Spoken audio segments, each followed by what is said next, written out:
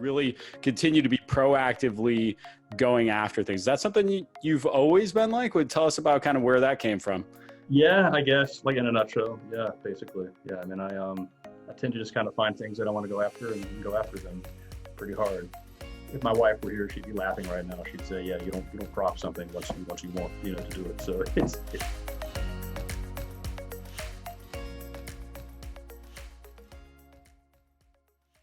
So Lanford, we've been out to lunch a few times, and every time we sit down and have a conversation, it's kind of a similar trajectory. We are sharing the war stories. We're going through the highs and the lows. We're talking about the roller coaster that is entrepreneurship. But you've told me your story in the past of kind of going all the way back to the beginning with TerraStride. Why don't you tell us a little bit about how you got started and some of the highs and lows along the way? Yeah, good question. So, I guess HuntStand was a concept I'd come up with, probably back in about 2009. I got, extremely excited about it and did some terrible looking mock-ups. I'm not a graphics guy, and, Microsoft Paint and like Snippet, like taking parts of websites and putting them on a page and trying to think through what a, map-based social kind of hunting experience, might look like, might be like.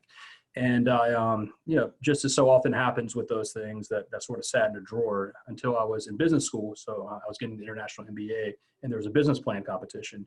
And I put that forward, as kind of our group's concept, and it won. And I thought, well, that's pretty cool. Maybe I'll try to, pursue this thing. And then so I went to the School of Computing and Engineering, and I got a few names for folks who were getting their PhDs in computer science, and said, look, I'm a poor student. I don't have any money, but I have an idea, and I'd like to share it with you. And perhaps some of you guys can help get this thing started. And they all said, yeah. We met for coffee, and I had a terrible looking PowerPoint with that thing. I'd made the PowerPoint sort of mimic the functionality of a website where you could like hyperlink slides, like click a button and it goes to another thing. And it looked terrible. I still have it. It's kind of comical to go back and look at because it looks nothing like HuntStand now, like even remotely.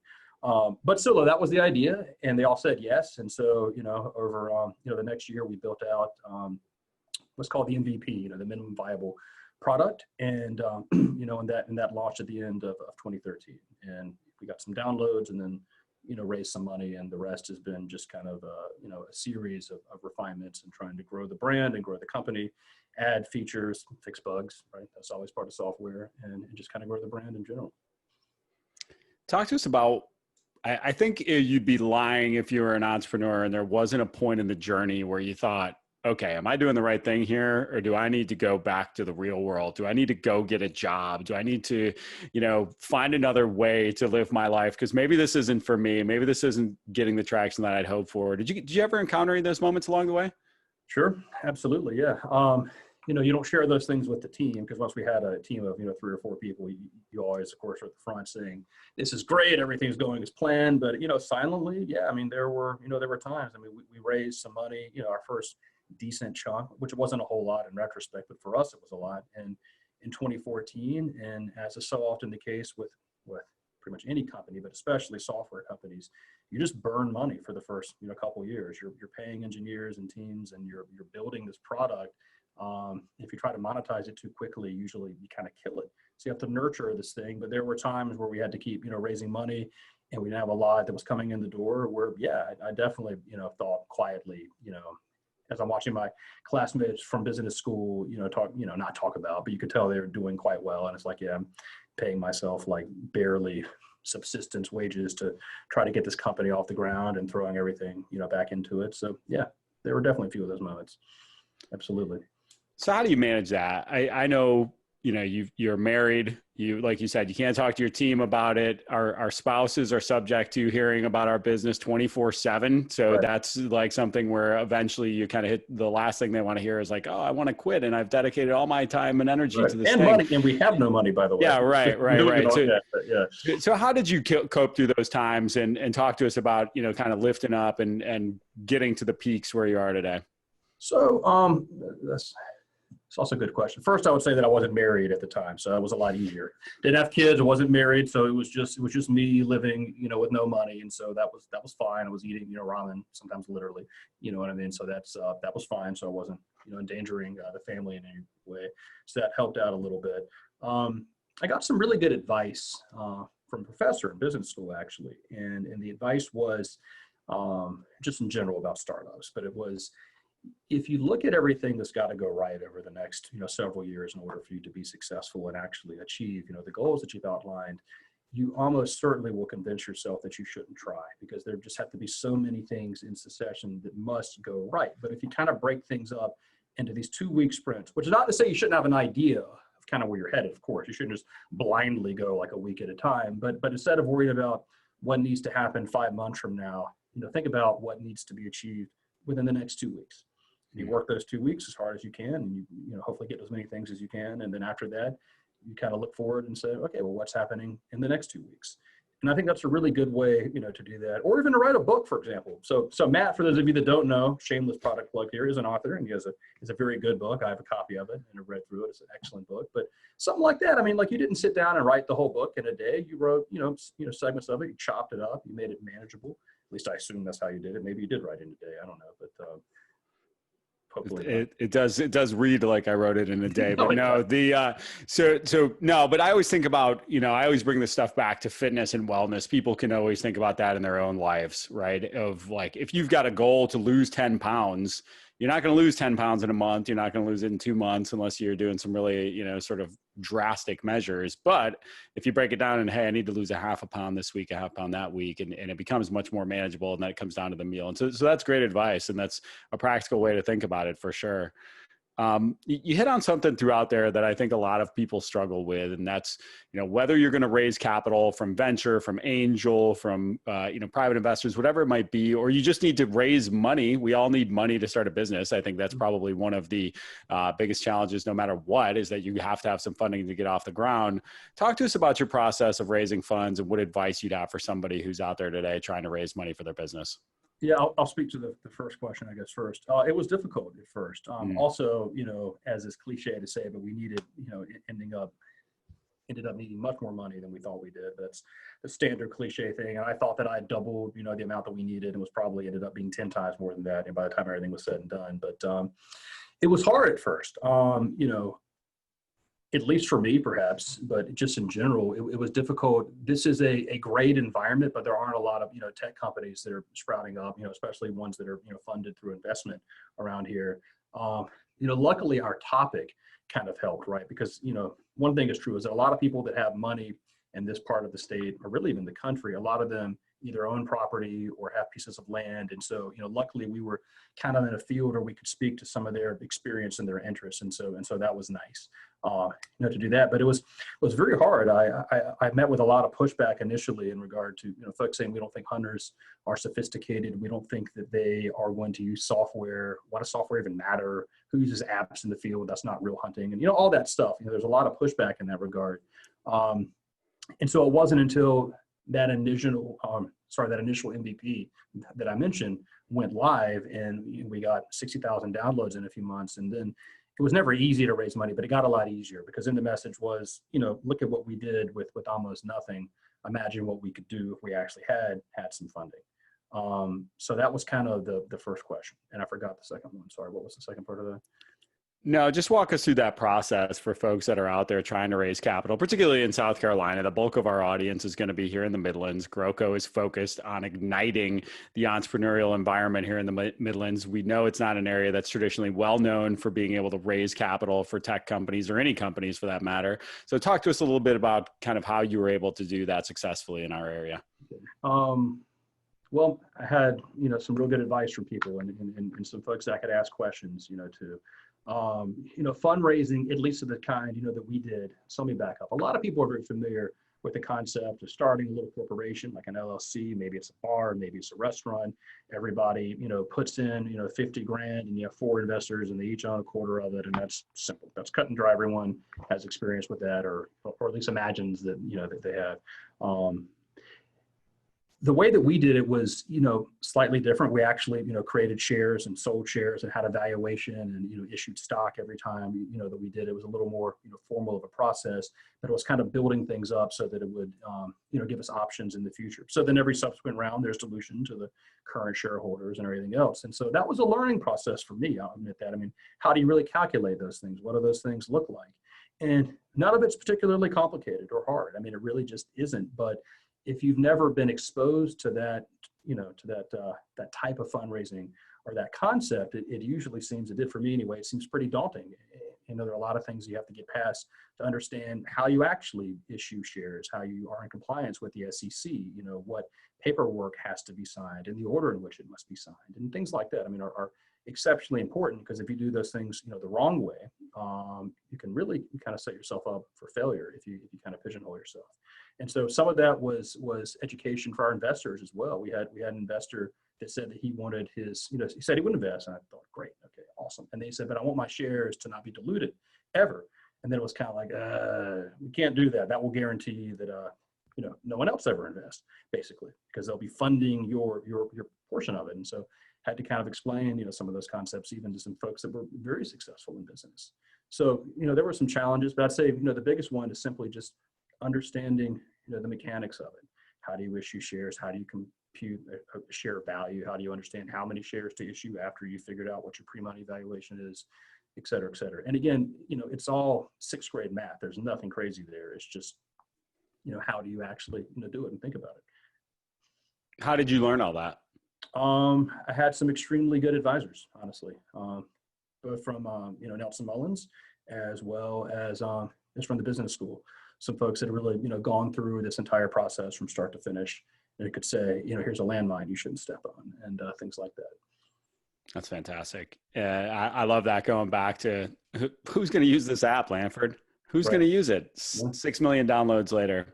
But you hit on something that I think is really important in there. And sometimes people don't apply this concept across industries. They think it's a tech term when you talk about minimum viable product. Too often people want to come to market with their full service offering right from the go. They think they need all this money. They think they need the full, quite frankly, it was a big mistake we made when we started our business. We offered a wide swath of HR offerings and technology, when in reality, we could have pointed the needle down really sharply with our services and our target market, proven that out over a period of time, and then add as we went, and probably grown a lot faster than the route that we took. And I think that's you've proven that theory right, where once you were able to get the money was due to the traction that you got by being able to show somebody, hey, look, it's a lot easier to get money once you've got all those downloads, right? And so that's kind of the other piece of advice I would add, is that, you have to really celebrate every win, at least when it comes to fundraising. I mean, be honest, clearly be honest with people. Don't commit fraud. I mean, tell them what, the situation is, but what you're selling is your success. And so, I mean, after that, the first or the last quarter in 2013, we had, $0 in revenue, but we had 60,000 downloads. So it was, we're not making money, but, here's the path to our actually making money. I mean, step one is acquiring users for this thing. We're doing that effectively. And so then you start to paint the picture of, connect some dots. And the more dots that you have along that path, the more credibility you have.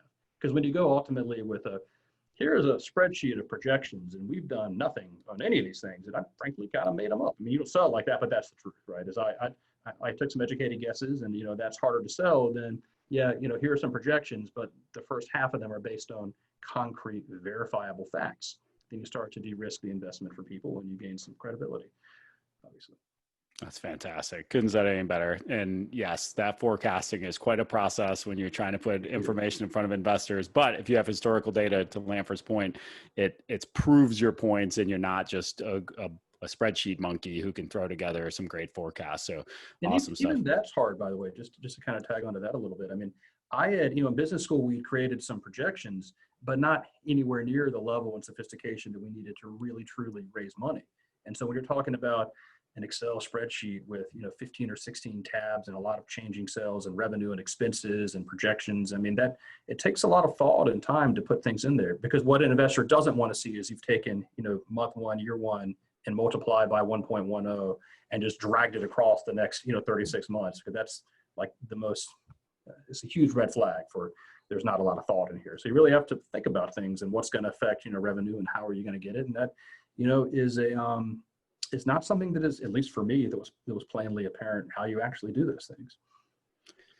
So I'm picking up on tendencies here, right? Like you you were bold. You stepped forward and you entered that competition. You put together that's the slides based on something you didn't really have any skills with. You learned these things as you were going along. You really continue to be proactively going after things. That's something you've always been like? Would tell us about kind of where that came from. Yeah, I guess, like in a nutshell. Yeah, basically. Yeah, I mean, I tend to just kind of find things that I want to go after and go after them pretty hard. If my wife were here, she'd be laughing right now. She'd say, "Yeah, you don't drop something once you want to do it." So yeah. How can people take action on a daily basis in that regard? I mean, what are some things where you see younger entrepreneurs or earlier stage entrepreneurs not being as bold or proactive as they should be? That's a really good question. There's an article, I'm going to answer it this way. There's an article in the Atlantic about a decade ago, and I read this around the time I was starting this, and it really spoke to me. And it basically said that the greatest fear of a lot of people that are in our cohort, like in our generation, is failure.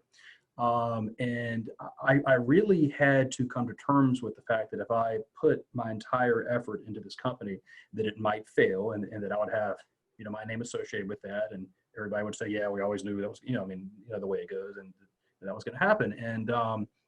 And so, because I kind of had one foot in and one foot out. It was like about to graduate from business school, and I'm kind of looking for a job, but not really. But at the same time, I kind of want to have a backup in case things don't, work out.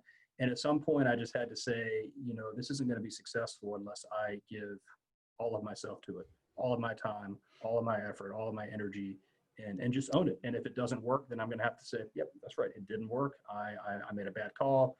I failed." And just becoming okay with that was actually kind of hard. I know, to be totally honest with you, if that makes any sense. It does. I mean, I think there's this weird misconception about entrepreneurs that we're just these bold risk takers that throw caution to the wind, when in reality tend to be very calculated, thinking things through, looking at a lot of different angles. But there comes a point in time, you're right, where you just got to burn the boats, and there's no looking back, and we're going all in on this thing come hell or high water. So that's awesome to hear you say it. Let's talk about your team. That's one thing I'm always really impressed by, Lanford, whenever we talk, is you as a leader, the team you've grown. Talk to us a little bit about some of those earlier employees and how you've been able to evolve as an employer since then. Yeah, I can say without any hesitation whatsoever that our team, I mean, it's an incredibly great team. Everyone is extremely talented, hardworking. They are experts, what they do. There are people that used to be involved with the company that aren't any longer for various reasons, that made enormous contributions, and so we absolutely would not be here without everyone that has been involved. And there are a lot of people that deserve an enormous amount of credit. So I'll say that extremely clearly, because that is unquestionably the case. But yeah, I mean, it's always is a challenge to find, recruit top talent, especially when you're in the software field, and a lot of these guys can go get paid a whole lot of money from other companies in different markets, and they can be remarkably successful in that regard. So you do have to sell a little bit, right? I mean, like, especially at the start, you're selling an idea. It's like, I know you can go work at Google and they're going to pay you well, or you can work here and we'll pay you a lot less, but you'll have fun, and maybe there's a chance for you to do well if the company succeeds. And so that's kind of what you're selling is this idea. And of course that was harder, towards the beginning, and that's gotten a little easier, recently, but it's still always a challenge, and there always is competition for top talent. But yeah, I mean, it's always, difficult to find, great people, but I can honestly say that we have had, and do certainly currently have, a lot of really great people on our team. And I'm very honored to work with all of them. How do you make that transition? That's always a struggle. Back when I worked at a Fortune 500 company, it was sort of the, you're going to be lucky to get this job, and we're going to put you through the ringer in the process, and it's going to take 90 days, and we're going to do very little selling. As a matter of fact, we've got a portion of the process where we're going to try to sell you out of the job to make sure that you're the right fit, so that we don't lose you in 90 days. Whereas now, to your point, our talk track's a little bit different, right? We're selling the blue skies. We're selling the things that are going to happen, along with the things that are currently happening. So talk to us a little bit about that process and how you look at your hiring process. Well, that certainly has changed. I mean, I think that's true. Like you said, it has evolved. When we first started, especially, and for the first few years, I would spend probably half of the interview telling them about how great our company was. You know what I mean? Though I mean, not quite that way, but it's like, if we do this and we're headed here and here's where we're going, trying to get them excited. You know, I mean, and that's kind of sales sort of 101, is you want the person to envision themselves using the product or being part of the team or whatever it may be. You're trying to get them to imagine themselves, you know, being part of it. And not that that's just a technique. I mean, that's true. That's true of pretty much anything, is that, look, here's what we're doing, and we'd love for you to join us on this journey. Please do. And of course, this was after we kind of vetted them, and this would have been a qualified person. We weren't just saying that everybody was walking down the street. But you know, but as things have changed, yeah, we have been, you know, very lucky to be a little bit more, you know, selective in some of those regards. And so now as we've grown and we have additional opportunities, you know, and additional reach, we are, you know, looking and have been for a while for not just people that are, you know, great and smart and good at what they do, but also people that have proven track records of success in whatever their particular niche is that they're, you know, going to come into the company in. So that have, you know, decades of experience sometimes in marketing, for example, or something like that. Not just folks that, you know, perhaps we could make fit, but people that have really walked the walk.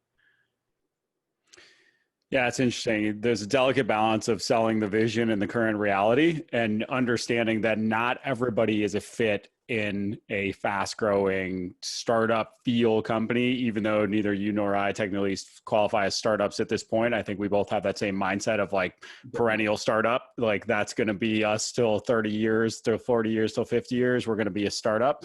But there is, I will caution everybody that not everybody's a fit in that role. Just to Lanford's point, if you've done something for 20 years and you're the best at it in your field, doesn't necessarily mean that you're going to be the best at it in that type of environment where things change dynamically on a consistent basis. That's extremely true. So the kind of qualities we look for in general are, you know, are you a self-starter? You know, hopefully somebody that doesn't need a lot of constant management. I mean, of course there is, you know, oversight, but to say, look, you know, we have a goal, work towards it. You know, but the way in which you achieve that is largely up to you. And, you know, at the end of a certain period, you will be evaluated on whether or not you achieve that goal. But, you know, if you did it in some kind of different way, that's fine, you know, if that works for you. So, you know, opening it up so that people can do what works for them, if that makes any sense at all. And so we have had some people who, you know, in the interview said that they love that concept. They said, yes, like I can work, you know, remotely. I don't need a lot of oversight. That sounds like the job for me. And then after a few months, it became very clear that it was not, you know, the job for them, you know, but they thought that it was, because everybody likes the idea of saying, I get to kind of manage myself to an extent, but then especially for the software, you know, engineers, but we've had a few that it was clear maybe needed a little more guidance, and, you know, and so we made some changes. Yeah, sometimes you got to save people from themselves in that situation, right? Everybody, it sounds really great, and that goes back to the selling, and you have to be careful there, and that's awesome. But I loved what you touched on there, and that's, you know, goal-driven process, and you know, you guys, it sounds like, have some of those sort of big company type philosophies bound into a small business that's growing quickly, and that's awesome to hear. But I'd like to pivot a little bit, something that we were talking about earlier today, and that's content marketing. You guys have a really strong game when it comes to pushing out quality content consistently at a high level. We talked about your growth fuel and that being a big part of it. Tell us a little bit about your philosophy around content and how it fits into the business. Well, it's extremely important, like in a nutshell. But I mean, obviously, you know, one of the key metrics for anything, but in particular software and an app, is how sticky is it? How much engagement do you get? And if people download it, do they still have it on their phone a week later or a month later or a year later? And if they have it on their phone, how many times are they opening it? Is it once a day? Is it once a week? Is it, you know, once a month? And so, you know, the more things you can have to bring them into the ecosystem, you know, the better overall. And that's true for whether you're trying to sell ad space, you're trying to get them to upgrade, which is what our app is largely about, and ad space as well. But yeah, we have an incredible content team. We have in-house folks making original video content, doing gear reviews, editorials. We have a YouTube channel that has some followers, and we're always pushing out good content there.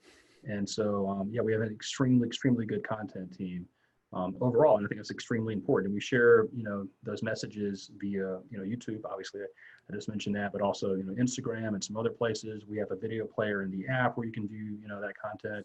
Or we'll post articles about, you know, game behavior, activities, like, you know, reviews on different types of firearms or bows or whatever it may be, just things that are, you know, that are interesting.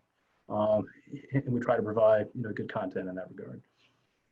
Well, and you're being humble as usual with your 45,000 YouTube followers and all of that. But as you're going through that, it reminds me, we haven't even told everybody what the app does and what does TerraStride do. Share with us a little bit about the company, what it does, who your target market is, and fill us in. Okay.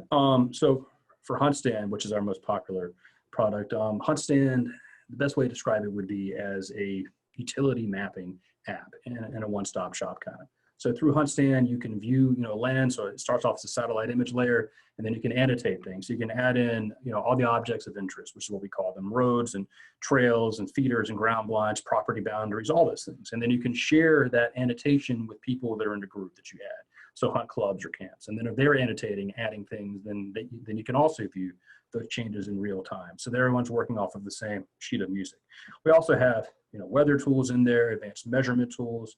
We have a really neat 3D map view where after you've added all the annotation, you can view it in 3D and it will all conform to all the elevation changes. And you can see, trails that are actually going up the side of a mountain, going down another. And that makes the hike look quite different when you can understand, what truly it is that you're going to be doing that day. So everything looks flat on a satellite image. We have multiple satellite, layers because they're all taken at different times. So you can go down, you can select Google or on digital globe, for example, or a bunch of other options.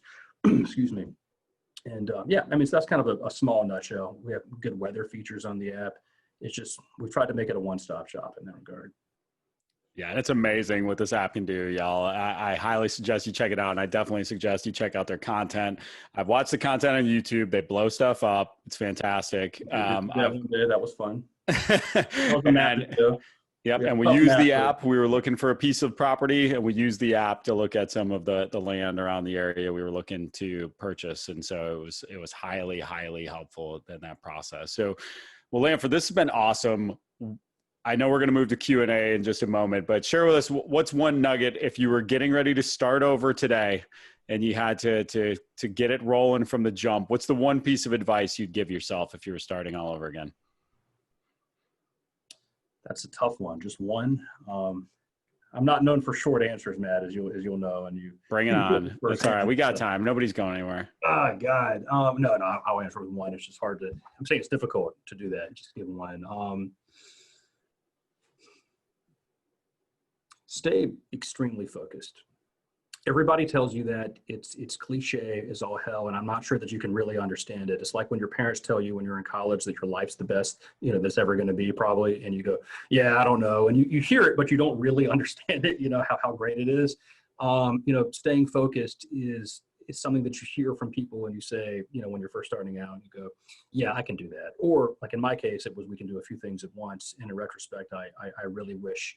That we had truly stayed focused, because as you're running a company, especially one like this, there are tons of opportunities that come up, and you begin to really understand a lot of things in a way that you didn't before in your particular field. The more you learn, that's true for any, work, the more you learn, the more you see opportunities for improvements or places where you can maybe do something else. And it's extremely interesting to try to follow those things, especially because when a product is brand new, you make so much progress so quickly. I mean, once you get users, you get bogged down in customer service and compliance and all those things, and your growth hopefully it's still there, but it slows down. But when you go from concept to product, that is just this euphoric fun, like it's just raw, creativity. You're, building this thing, and it's just a whole lot of fun. And so there's always this siren's call to go off there, kind of in left field and do something new because this market looks promising and it's exciting, and you haven't had any negative feedback yet on that because it's new and doesn't exist. And anyway, it's extremely important to really, really stay the course. And if I could go back, there are certainly some little side ventures that we indulged. I'll put it that way, that I wish that we hadn't. It ended up being just colossal, wastes of time and money and effort and all these things, where we had really just concentrated on our core product and making it, the absolute best that it could be. I think our growth could have been, a lot faster. That's great. I wish you had been around 6 years ago to tell me that, because I certainly need it. That's perfect advice. And if anybody out there has never heard the acronym FOCUS, follow one course until success, going back to that sort of razor's edge of taking that one product as far as you can conceivably take it before chasing any of those rabbit trails. That's perfectly put, Lanford. Now tell us a little bit, you know, you're one of our GrowCo members. You're obviously, we just had another meeting last night where we got to share some information, but tell us a little bit about what GrowCo's meant for your company and for you personally. Well, it's been great for several reasons, honestly. I mean, one, I was there, you know, of course, at one of the first meetings where we all just sat down and had pizza and drank a beer and said, what is this thing and what do we want it to be? And that was pretty cool.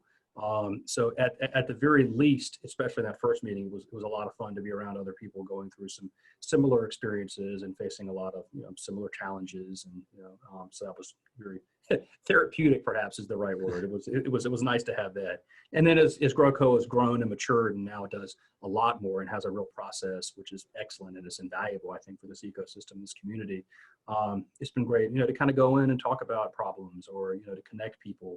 You know, we've bought services from other GrowCo members. They, you know, sometimes work with us as well. It's just really great to kind of know some of what's available in the community, and also to talk about, frankly, like we did yesterday, some challenges that have come up, saying, hey, has anybody, you know, dealt with this? And do you have any advice on, you know, the way that, you know, perhaps we should?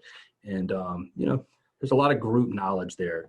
And the more that we can help each other, you know, not step on landmines, the better, right? That's absolutely right. The vision, as we probably put at some point in this program, is to 10x the number of Inc. 5000 companies in the Midlands. Lanford, brand new to the Inc. 5000 list. So boom, we're checking boxes.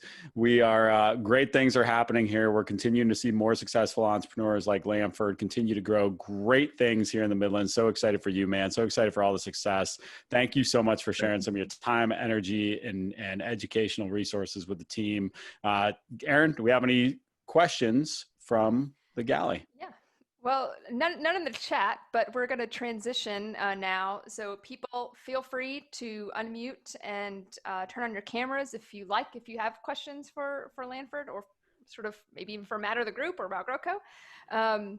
You're also, if you take off, welcome to take off at this point. The interview is concluded, but we're going to turn this really into just a conversation from here on out for the remainder of our time. So feel free to unmute and have a conversation with us. Oh, I see some video feeds turning on. Sure. Yeah. Hi, Tom.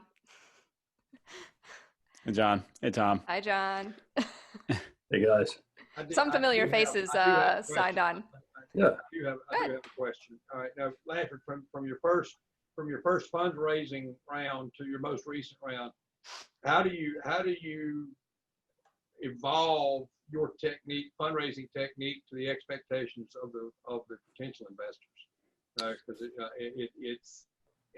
that seems to be a very transitioning object right out in front of you as a CEO. That's true. You know, it's funny because I get asked a lot from folks, you know, how did you determine the valuation for the company, like under which you're going to raise capital? And the answer, which is kind of tongue in cheek, is it was the highest number that could get the investors to agree to. But you know, but the longer answer, of course, is you have metrics behind that. You talk about, you know, user growth, and of course, eventually, you know, growth in revenue, and you make some nice charts and connect some lines and extrapolate some things based off of that. So yeah, I mean, as our cash needs expanded, and you know, of course, you know, sometimes the sophistication as well, the groups that we're speaking with, obviously, you know, the presentations certainly changed. And frankly, I was learning throughout this entire process as well. I had never raised money. And that was one of the things that maybe was also a challenge for me, is when we first started, I looked at it, I was almost embarrassed to go and ask for money. It was like, because you're taught like it's rude to ask people, you know, for money. It's hard. And you've got to kind of, you know, shift your mindset into, no, you're allowing people to invest in the business. You're not, you know, begging them for $1 to go buy something. You're allowing them to put in capital, you know, to help, you know, build a company. So even that was an evolution at some point.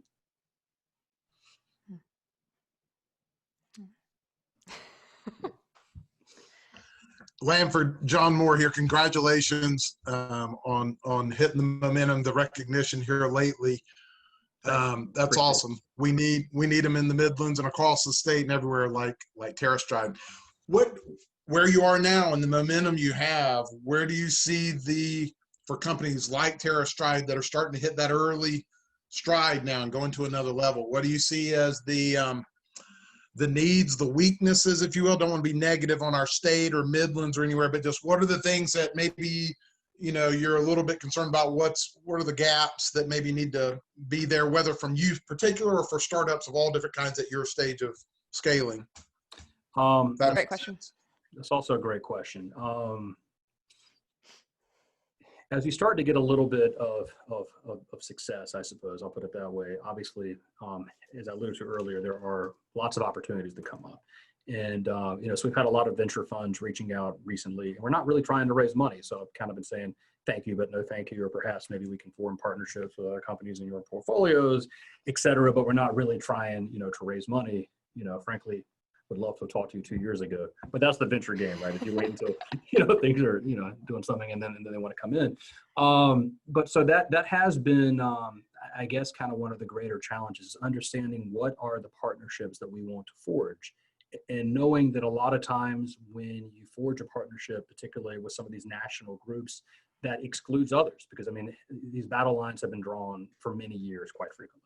And so we were having a conversation actually a couple hours ago with the group. It's a national name, and you know, something might happen there, but that would also, if we, you know, move forward with that, it would close off several other options very clearly. That would say, like, you're working with our competitor, now you're our competitor. You know what I mean? Just there you go. And so trying to evaluate these things and make good, structural, logical, reasonable decisions, you know, that will be good for the company. Is kind of one of the next, you know, challenges, I guess. And also trying to figure out, you know, I mean, like I said, we're not trying to raise money, but there's that age old, if we had more, could we grow faster? Yeah, we could. You know, do we need to do that? You know, it's a tough thing. I mean, we could certainly grow faster, but every company, of course, wants to grow based off of, you know, their revenue. And we can plow that back in and, you know, retain more talent and spend more on marketing and all those things based off of our cash streams. And that, of course, is what, you know, we want to do. And frankly, that's what I plan on doing. But then you have people that are knocking on the door saying, we'd love to, you know, maybe offer some capital and you could reach your goals a lot faster. And you can, but then they also own, you know, a big chunk of the company. So, you know, there's that, right? It's all a double-edged sword. So I guess I would answer that question that way, at least partially. In terms of, you know, the Midlands or you know, South Carolina on the whole, I think we're a fantastic state. Obviously, I'm here and I'm glad to be here. I'm very, very proud of our city in Columbia and our state, you know, overall. Historically, I don't think there have been a lot of the mechanisms like the one you built in Greenville, John. I mean, you know, you did a fantastic job up there. But you know, those things are profoundly important. And I think that the more sort of ecosystems like that, like we create, or like GrowCo here in Columbia, you know, the better, because you can learn a lot from folks that have gone through it. We talked about that earlier. And just connections are everything, right? In business. I was thinking about this earlier. We had kind of a public, I guess, discourse months ago, you know, prior to COVID. And someone said it was difficult to raise money in South Carolina. And the response was, it's really not. You just have to go ask for it. It's pretty easy to raise money. And I was thinking about that earlier. And I thought, you know, wow, maybe it's true that if you have a good idea and you're connected, you can get some dollars. It's those first two steps that are extremely hard, right? Is even if you do have a good concept, if you don't know who to ask and how to ask, it almost doesn't matter that you have a good idea. And so groups like this that can help connect some dots, or maybe put people into contact with individuals that have played that game before, it can help you kind of skip that whole process. And it occurred to me that ultimately that's true for any kind of business, right? I mean, whether you're talking about fat cats on Wall Street or whatever, they don't fundamentally understand, you know, the world better than everybody else. They just know how to play their game well. And if you can kind of help educate people, you know, like in a fundraising sense, you know, here's how this is done. Here's the structure. Here's the way you need to present yourself. Here are things I wouldn't say. Here's some things I would probably say. You know, you can kind of jumpstart a lot of those things and really help out a lot.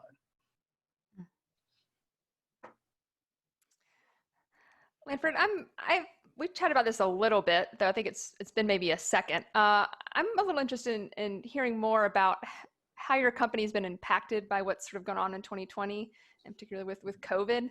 I remember a few months ago we were chatting about it, and you were sort of seeing some interesting sort of responses sort of through just your subscribers. Has that sort of continued, and what are you projecting that the rest of the year? It has, thankfully, and I'll explain that statement. Like obviously COVID is terrible, and I would you know, gladly wish it away, and if I had the power to do that, I would do it instantly. However, for our company, and this has been true for a lot of other software companies or groups in the outdoor, recreation space, because people are spending a lot more time outdoors. Yeah, we have seen a pretty significant interest or increase in interest in our software. So in terms of, new users, sessions of the app, which means that someone takes it out and opens up the app, as well as ultimately in-app purchases, which is where most of our revenue, comes from as a company. So I mentioned that we sell ad space, and we do, and that's a very lucrative and important, part of this company's revenue stream. But a lot of it most of it comes from in-app upgrades. So HuntStand's free overall, or you can buy HuntStand Pro, and it's $25 a year, and that unlocks some really cool features. So it's a classic, freemium model. And we've seen a massive uptick in that. We were already on a pretty good path. We made some very large structural changes in the very end of the third quarter of last year. And so that's been paying, some dividends. But COVID, quite frankly, I think has accelerated some of that, transition, just because people are getting outdoors. And, $25, while it's not nothing, for a year of nationwide access to all the private land and public land and all that information you can get throughout the entire country. And now also Canada, by the way, we recently added Canada, or at least most of it. That's a pretty small price point. Our biggest competitor, by way of comparison, charges $100 for the same thing. And so our whole ethos has been, HuntStand gives you more for less. I mean, that's a simple message, but that's what we're trying to throw out there. So yeah, I mean, we have actually seen things accelerate. And thankfully, I guess, if you put it that way, since our team has been relatively used to being autonomous anyway, it wasn't a huge transition. So here in Columbia, everybody, comes into the office. I mean, customer service support, marketing management. But some of our engineers, many of which are here, but a few are also out of state. They were used to working in a remote manner, and so that really didn't, decrease our productivity very much, because it was just, kind of business as usual. Mm-hmm. Yeah, it's a lot of land up there in Canada.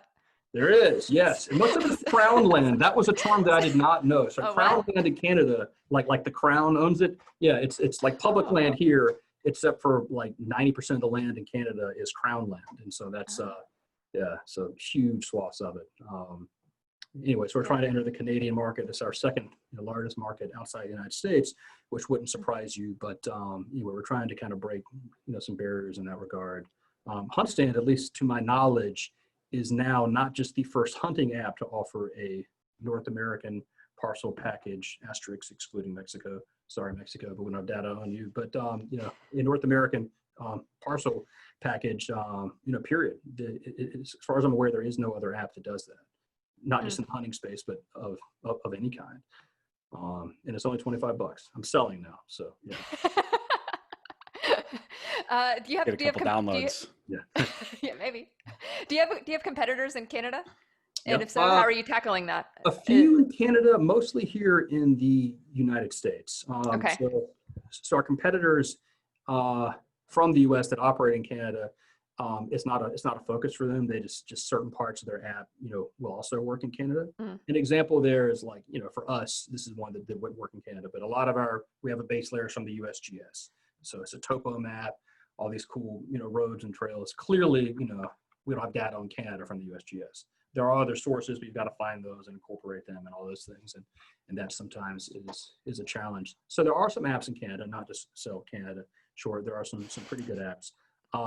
But we, of course, have spent a lot of time recently about, the strategy and how we would roll it out. And a lot of that is, what groups do you create partnerships with, what industry groups, what trade organizations, what government groups, even TV shows, trade magazines, things like that. So we try to kind of, have the message, be seen. I mean, the old cliche for marketing is you want somebody to see the message around 7 times. I don't know about 7, but our goal is to, have our name in front of people in various capacities, whether it's watching a TV show or reading a magazine or looking on the Play Store or App Store, or, doing a Google search for best hunting apps, or looking on Facebook. We want to kind of reinforce that for our target market. Fantastic. Well, congrats on getting into Canada. Thank you. I've actually never been to Canada. I need to fix that. Can we go right now? I don't know. Probably not now. I don't think we're allowed. I don't think we are either. Don't think they want us there. But maybe someday. Definitely. One of the things I learned when I had responsibility for a manufacturing facility in Canada, just a little tidbit information, is that 90% of the population in Canada lives within 50 miles of the border. Yeah. Right? So it's just wide open once you get out of town. Yeah. There's just nothing in northern Canada. I mean, I shouldn't say that. Someone's going to write me a terrible letter and say you said there's nothing. I mean, there's a lot of wonderful things, but there's not a lot of population. Beautiful wilderness. In northern Canada. Yeah, exactly. I did not know that. Yeah, but it's I mean, Canada, roughly the size of the United States in terms of land mass, it only has about 42 million people. So it's the population of California and the land mass the size of our country. So I mean, there's a lot of open space. Good for hunting though. Yeah. A lot of fun facts about Canada tonight. You know, this is going to turn into that maple syrup. I'm joking. Next promotional crossover. Right. I'm kidding. Anyone else have any questions for Lanford? If not, we can start to wrap things up. We're about at time anyway, but we got a few. I will just ask one. So what's next for you guys? The short-term plan is to continue, growing the HuntStand brand. We have a lot of partnerships that are in the works. I mentioned a few the other day. One we've announced, one we are about to announce, and so we're forging alliances with a lot of nationwide groups and trade associations and things like that. And I had a very productive call several hours ago, actually, with another large player, and hopefully we'll have something to announce in that regard within several weeks. So really it's continuing to stay the course and try to consolidate our market to expand the app, in terms of features and offerings, and to obviously fix bugs and refine things. That's a constant thing. It's funny, folks who haven't worked in software, you quite frequently hear things like, well, once you've built it, like, what do you have left to do? And it's like, yeah, it's a daily constant battle to maintain this stuff. Something's always changing or breaking or whatever. You have to have a team of really good, hardworking people to make sure that things keep working the way they should. That's always my favorite thing when somebody's like, I'm going to pay this amount of money to get this app built. Like, that's going to be it. You're just going to pay that amount. You're going to have it and be done with it. Right. And that's the way it works. Or it's also surprising when people are like, what does it cost to have an app done? I've got an idea. And it's like more than you're probably imagining that it's going to, at least to build certain types of apps, yeah. App that never updates. That's right. Yeah. Yeah. All right. Well, thanks, Lanford. Yeah. You're the man. Thank you, Lanford. Thanks, guys. Appreciate it. Appreciate having you.